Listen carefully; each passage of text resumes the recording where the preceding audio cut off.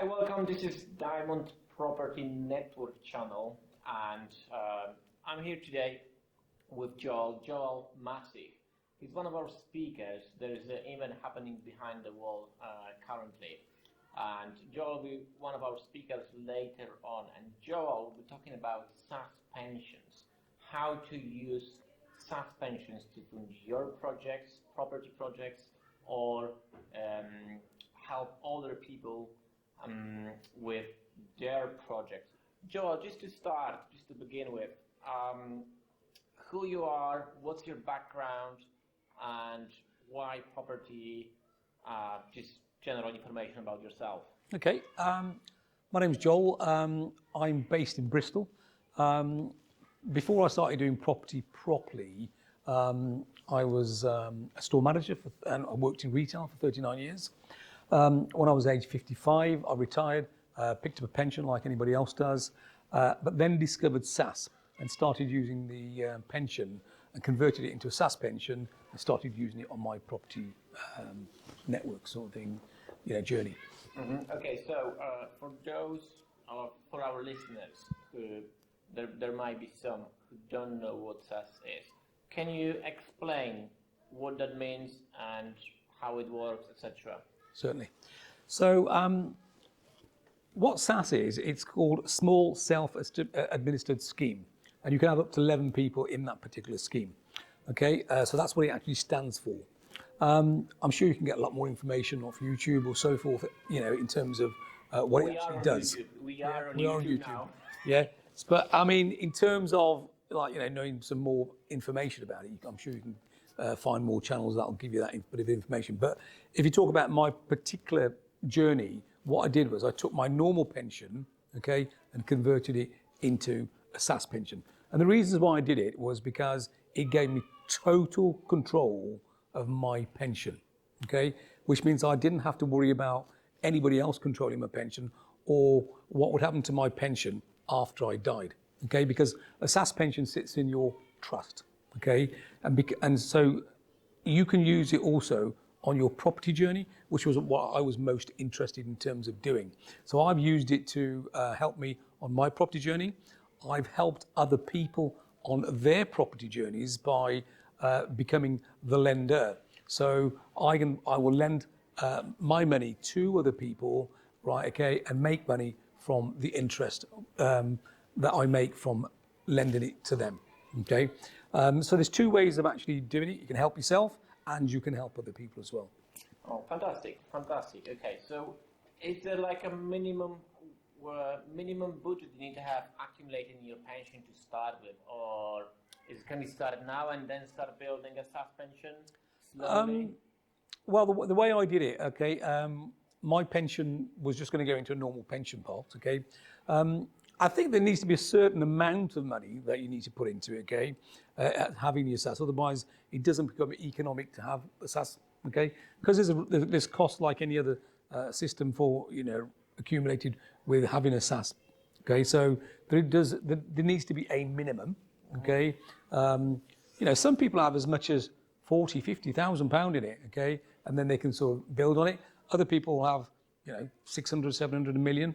Pound in their SaaS pension. So, there's no minimum limit, but there needs to be something. Okay, so maybe I'll tweak the question.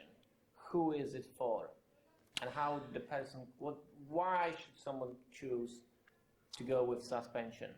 Like I've said before, the control, that's the key thing. The control is the key thing, okay? And I think one of the main things you need to look at, when you look in the history of pensions, there's been lots of times when pension funds have been embezzled. I think the biggest one that I can remember to date in my time was Robert Maxwell, when he embezzled a lot of money at the Mirror Group. Okay, the pension just went. BHS was another one. Carillion was another one. So if you think your pension is safe with other people controlling it, you can leave it where it is. But if you want to take total control of your pension, okay, and know that your loved ones, and you can build legacy with them. That's the key thing. That when you die, your pension does not die with you.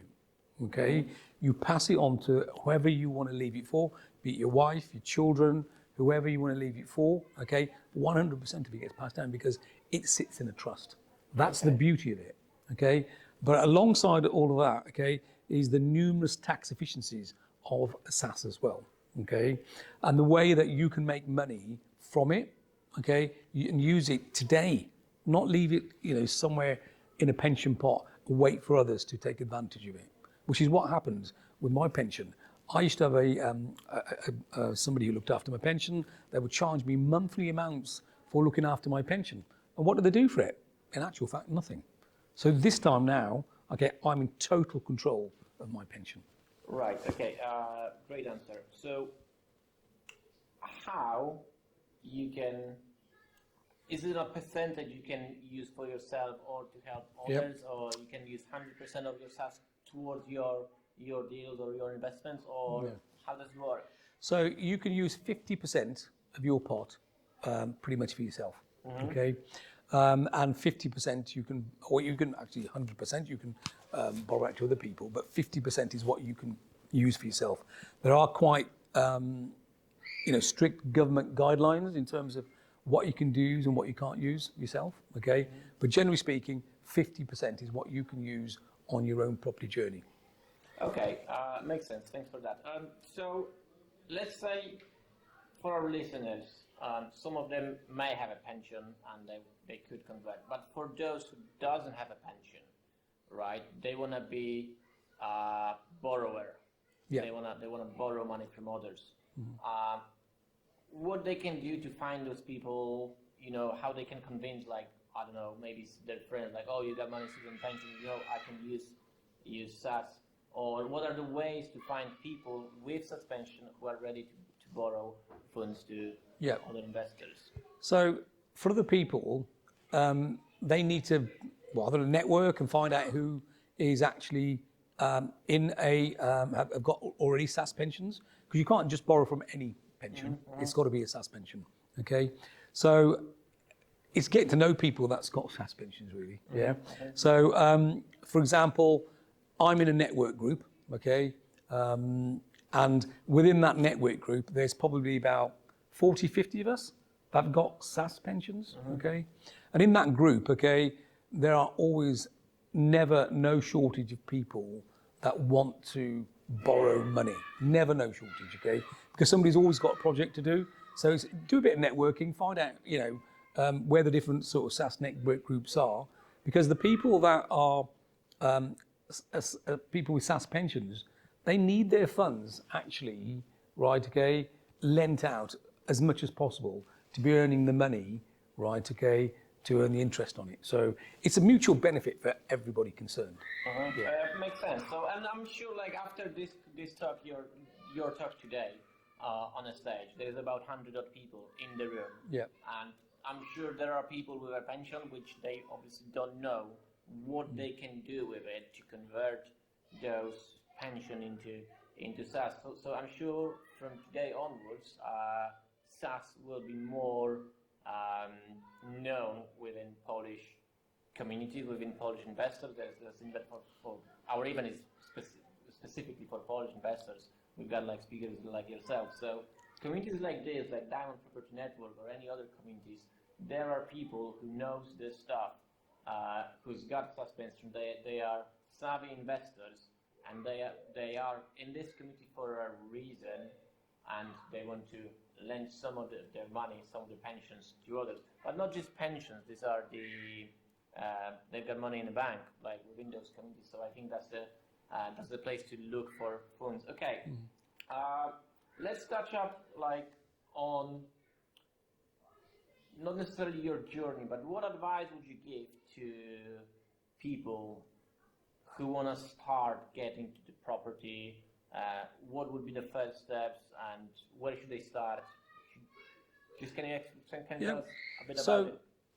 The thing to do, if you have pensions, I think a lot of people, they've worked in different places, they've probably got 3-4 different pensions in different places, okay? So the starting steps would be to see what your pensions are actually worth. So you need to speak to an independent financial advisor, okay, an IFA, And the IFA, you would give them permission to go and have a look at your pensions, okay? So in my circumstances, I had different pensions in different places, and pensions I'd even forgot about, to be honest with you, okay? So what the IFA was able to do was to go away, once they gave me permission, to group all my pensions and see what my pensions were actually worth, okay? So off he went away and found out, okay, this is the sum of all of your pensions, okay? Now, whatever that sum was, okay, you then seek a transfer value, okay? So the transfer value was actually worth almost double of what the pension pot was worth, okay? And the reason for that is because the pension providers would rather offset that pension now and give you more than have to keep paying you, because if you lived for an old age, they're going to keep paying you, okay? And the fact of the matter is, okay, there's not enough pension funds in the world now, right, to keep us going because we live longer. Yeah. So they're quite happy to offset those pensions now. So they'll give you what is known as a transfer value. Okay. And then the IFA, what they'll do, they will then put a business case forward of whether they think you should or you should not transfer your money into a SAS. I'll hasten to add at this stage, you either take their advice or you don't take their advice. Okay. So in my wife's case, okay, they told her not to, but we still did. In my case, I did anyway. Okay. So once you've took that advice, then starts the process of actually transferring that pension into a SAS. But I must hasten to add, you kind of need a limited company to be able to do this with. Okay, it's not just for anybody. Okay, so then starts the transfer process. Okay, and that can take, once you want to set it with HMRC, it can take months.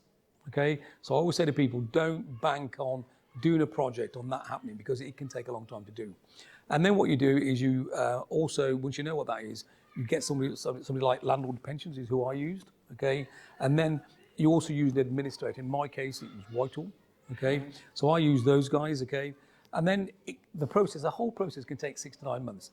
I've got to say, in my own circumstances, it actually only took about 2 months, okay? Pretty quick. So which is pretty quick in my circumstances, okay? That may not be always the case.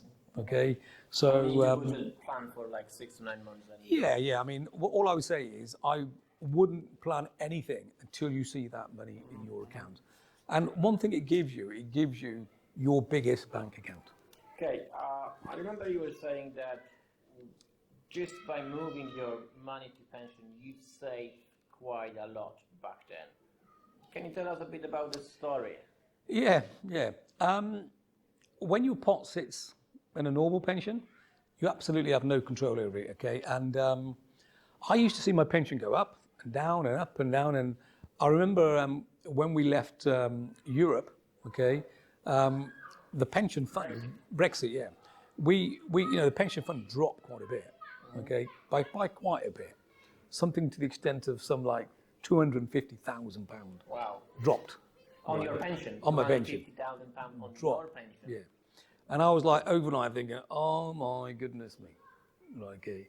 So luckily, I remember speaking to my IFA and thinking, this can't happen too many times, you know what I mean? So we weren't going to be leaving Brexit that often. So I was just thinking, I've got to be in control of my future, right, my old age, and not relying on a pension fund, save somewhere else where I have no control over it. It wasn't good. I just had no control over it. And then I went to have property training done. I heard about SAS. I had my training done with Mr. Kevin McDonald. Okay. Yeah. So, he's to be credited with a lot of what I know about, or even, getting to find out about SAS. So once my funds went back up, I moved them out into a SAS fund. And the great thing is now I'm in total control about what happens with my pension. I'm in total control of the legacy that I will leave behind when I'm gone, okay, and where that pension fund will go. And in between me being on this earth and going onto the next world, okay, in between, the pension allows me so much freedom to make money from it by lending it to other people, okay, and also from using it in my property journey to accelerate my property journey. It gives you the ability to go to an estate agent and say, I will buy that property cash, okay? And when I talk about buying, properties for cash, this is done on what's called a loan back, okay? And you can't hold a residential property, right, okay, for yourself using your SAS. You can with a commercial, but not with a residential. So what you do is you buy it on what's loaned back to your own limited company, okay? And then after you've had it for a while, okay, you have to give it back, okay? Now that period of time can vary, okay? Minimum 12 months you can give it back, but I know that it can be extended longer as well, okay? But you definitely cannot hold it in there, okay?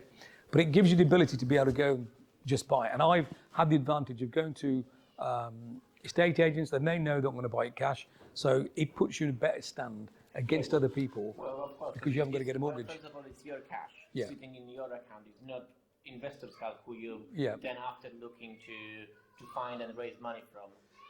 So that gives you puts you on a pedestal when you put in an offer. And then the other benefit, you don't pay interest on that money to investor. It's your cash which sits in.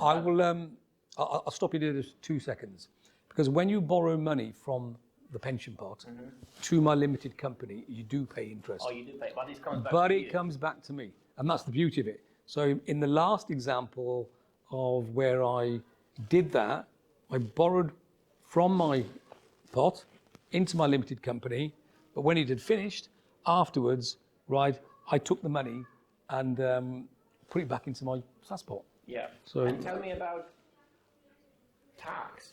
If you buy property, well, you borrow money to your limited company, then your limited company does the deal, then pays back. And do you pay, how much tax do you pay on those funds? Nothing. It's tax-free back into your pension pot. So it means you do a deal and you don't pay tax on the profits out of this.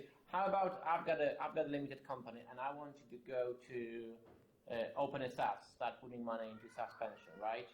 And what are the limits I can put yearly? Do you know that? And 40,000 40,000 per person. per person. Per director, right? Yeah. And those 40,000, it comes from the profits, right?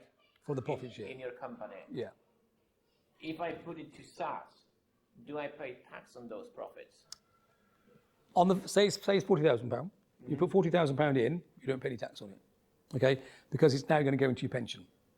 However, if you think I want to go on a holiday, I want to take £10,000 out my SAS, you'll pay tax like anybody else does at your tax rate. So if you're a high paid taxpayer, you're going to pay 40%. Okay, it depends on your tax rate, but you'll only pay tax at the point you take it out of your pot, out of the SAS. But when it goes into the SAS, okay, it goes in tax free. So it's huge tax savings. You can help yourself. You can help others. Yeah. Just by like saving some money on it, or saving throughout the years and moving your pension into SAS, which is like kind of like no-brainer for Absolutely, everybody. And anyone who wants to get into property or just like be in control, as you said. Okay, fantastic. I love this, and SAS is something I'll be doing myself, and I knew about those tax benefits and etc. So it's great. I love it. So just to change the topic. If, for example, there is hundreds of people, and some of them are just starting out, like they're in a good place, they're doing like, learning, getting to know. What would be the next steps for them to move their business forward? Depends on their personal circumstances, okay? But if you're somebody out there that doesn't have a SAS pension at the moment, and you can create one, the tax efficiency that we just talked about. So if you've got a business, okay, and you want to build up your SAS pot, say, you've done a project, you made £100,000 out of it, there's the two of you, and you don't want to have to pay tax on it, you could put £80,000 if you're a couple, okay, into your pot, okay, without having to pay tax on it. So you can then start building up a SAS pot, okay? And if you've got pensions out there now, okay, and I will say to you, okay, you don't have to be 55 before setting up a SAS. You can, you can set a SAS up before you're 55. Now, in terms of taking the cash lump sum out, that's 25% free, tax free, you do have to be 55 to do that. But I'd recommend anybody to do the SAS, because I've, massively gained from doing the SAS, okay? We talk about using other people's money doing projects with. We talk about it all the time, don't we? Okay. Yes. With SaaS, what it allows me to do, okay, because of the interest I actually earn on SaaS, it allows me to live my lifestyle It's an interest. using actually taking other people's money from the interest that they pay me. So your SaaS pot really never goes down. It's Yeah. it is making your money work for yourself. Oh, yeah. You don't work for your Yeah. money. Yeah. Yeah. And it's just a matter of getting to a point where we've got enough money to allow Yeah. us to. And SaaS is the answer. And it's also very, very safe, in my opinion, because we take a first charge on the property that somebody that borrows money from us. Yeah, You can do different charges. You can do second charges or personal guarantees. Personally, I don't. Okay, I take a first charge. I want to know that my money's safe. Okay, take a first charge. Your money's safe. Your money's coming in. Okay, you still need to do due diligence. Don't get me wrong. Yeah. Okay, you've still got to do due diligence on the person that you're borrowing it to, and I only borrow to people that I know, like, and trust. Okay, And that's what we spoke. and that's what we talked about before. You still got to have a look at the deal, because as you're a trustee of that particular pension, the HMRC expects you to borrow to other people, okay, that, sorry, I should say lend to other people, right, okay, and do your due diligence, because if your pot goes missing or money goes missing, they're going to want to know what due diligence you did before you actually Borrow the money. lent that money out to somebody. Okay, thank you very much for that, Joe. Well, just before we finish, last question. Name 3 books which helped you in your life or your business. All right, okay. Okay. Well, first of all is the Bible. Okay. Read that, because that gives you wisdom. Okay. Other books, I suppose Kevin McDonald's No Money Down book is a good one. The other book, I'm just trying to think of other books. There are other books out there. There's a book on SaaS pensions. That's, It doesn't need to be a it can be SaaS pension or whatever, but no, kind of put me on trust. I don't do too much reading, to tell you the truth. I do a lot of listening. Yeah, podcasts, Clubhouse. Podcasts and stuff like that, yeah. So, these are probably 2 that are probably pretty important. And, there's one on SaaS pensions, as we're talking about SaaS as well. Okay, super. Thank you very much. This was Joyal Masih. Thank you. Thank you for listening. Thank you, Joel, for coming out and doing this interview. Thank you very much. Cheers.